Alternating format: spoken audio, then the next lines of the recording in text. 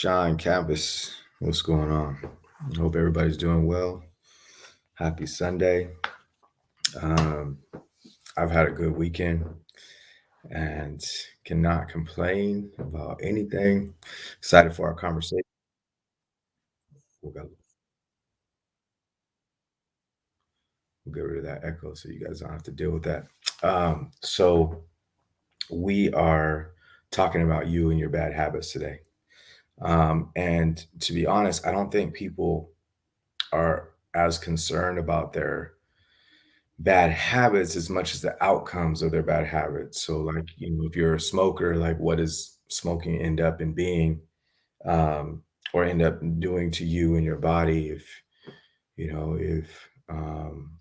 whatever it is, eating habit, cheating habit, like whatever the habit is, like what does it end up for you? All of those things are are what we're trying to prevent. We don't want those outcomes to happen, but we'll go to the habit and kind of look at that because I think that that's the big deal. So the first piece is that there is a thing that you actually want in your life, and that's going to be important for us to look at to be able to change our habits. But um, then we kind of zoom into, okay, so what's been the problem? Like, how come I keep having this idea or this what keeps me having this habit that I can't get rid of? So what I'll say to you, well, actually, let me tell you this story that I remember being told to me, and I cannot remember where it came from, but um, the idea was that this kid was going to school, and at school he kept getting into fights, and he couldn't stop getting into fights, and so his grandpa goes to pick him up, because his parents are like, "We're so tired of it. You go get him from school this time."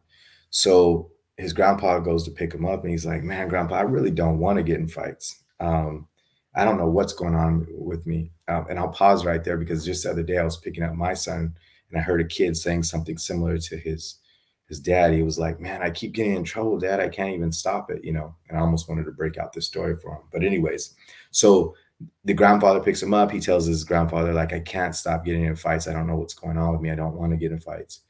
And the grandpa says to him, "Well, son, you have you have two wolves inside of you," is what he tells him. "You have two wolves inside of you.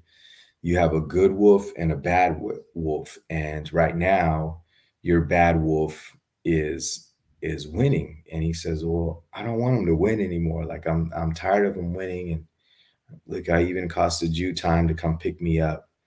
And he says to him, "Well, do you know how to change it?" And he says, "No, I just know that my bad wolf keeps winning." And then he says, "Well, in order for you to change it, you're going to have to actually starve your bad wolf." And he looks at him like, "Starve?" And he says, "Yeah, starve your bad wolf, but also you're gonna have to feed your good wolf."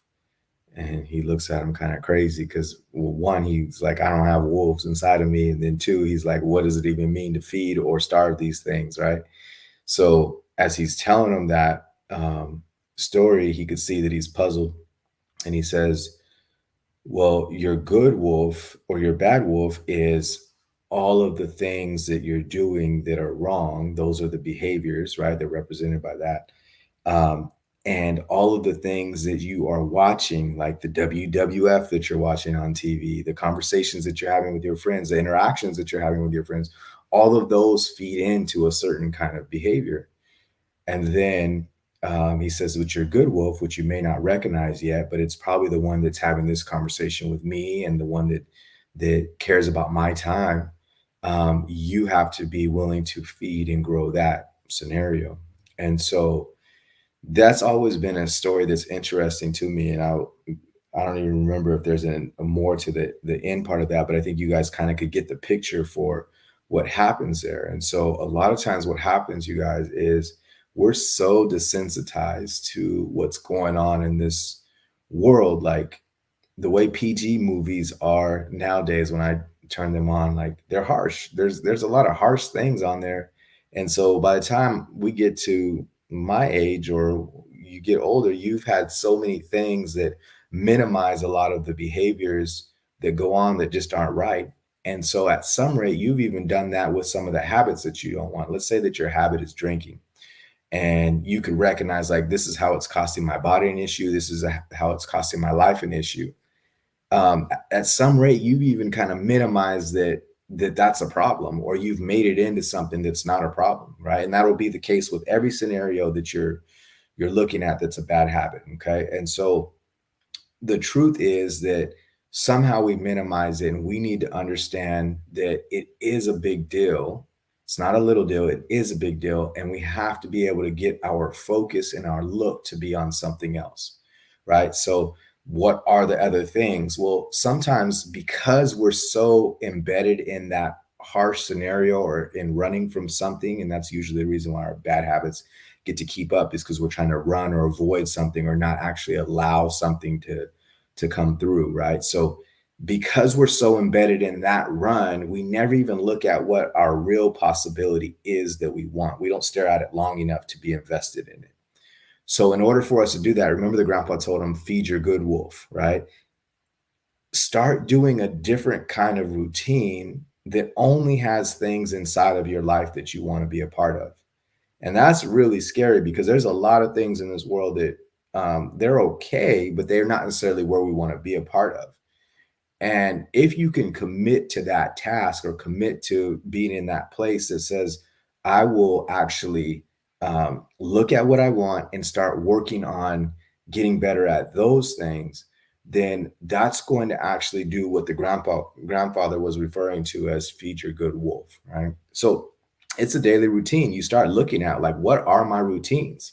What do I do in the day that leads to the next thing? I remember whenever I've worked with people who smoke, and one of the things that they'll come to me after they try to go through a program, and they usually talk about in those programs, like, not doing the same habits or replacing the habit, because certain habits lead to the next situation, right? So all of the bad habits that you have, even if your bad habit is ignoring your partner in your relationship, even if your bad habit is spending too much money, there's always going to be a precursor to that scenario. How do you switch over your habits so that you are looking at things differently? Okay. So in here, there's kind of a secret clue that I'll let you guys know about. And I already started to kind of spill it a little bit. Your habit's not formed just because you decided one day, like, man, I think this is going to be a good habit to have. There's something bigger inside that's really going on, that's creating that habit. So it's kind of holding it up for you, right? So the habit becomes the issue, but the real issue is, what are the things underlying? And this is part of this is bigger than the just feeding your good wolf. This is part of understanding you. What are the things that are underneath that are making you go to that situation? So the common concept, or the common theme that I'll find with people when I'm working with them, is there is a underlying run from something. There's an underlying run from something.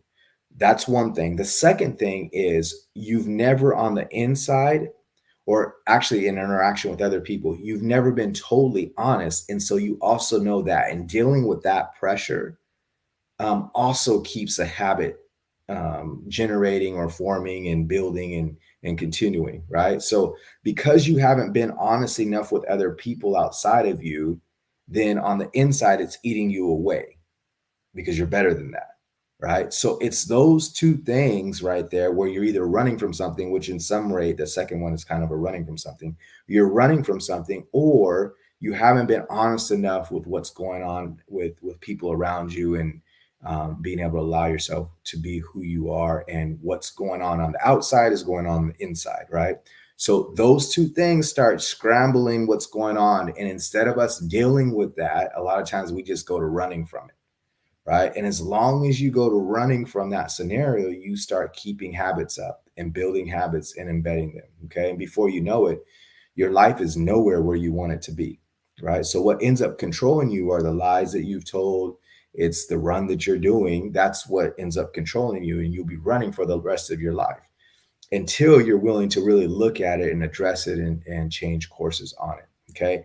Now, the recipe for being able to do that is for you to be able to have more ambition than you want to do the run. Instead of your ambition being about running from things, your ambition will being about growing more um, than you were yesterday. And that reminds me of our abundance concept, because I've always talked about abundance as something that we need in our bodies, in our lives, and as long as we're not moving towards something like getting better, then we're going to struggle. Okay, so your challenge here is to be able to flip over your bad habits, and you flip over bad habits in two ways.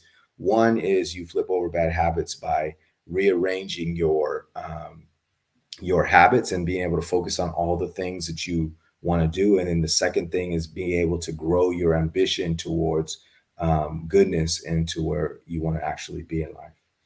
All right, you guys, I hope that you have a good Sunday. We'll see you tomorrow morning for book study and Tuesday morning for coffee.